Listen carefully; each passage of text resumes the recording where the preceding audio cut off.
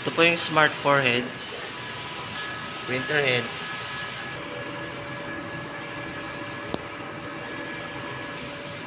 cupping,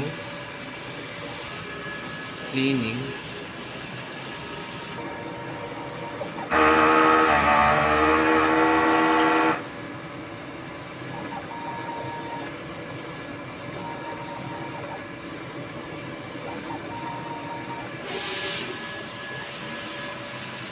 nozzle test.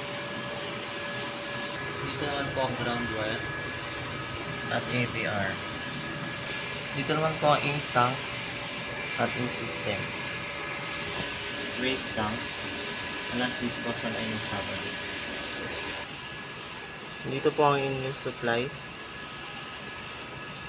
Andito naman po ang stocks namin at unused sa ink at ng sabli rolls. Sa consumables, na-consume namin 1.55 roll ay 7.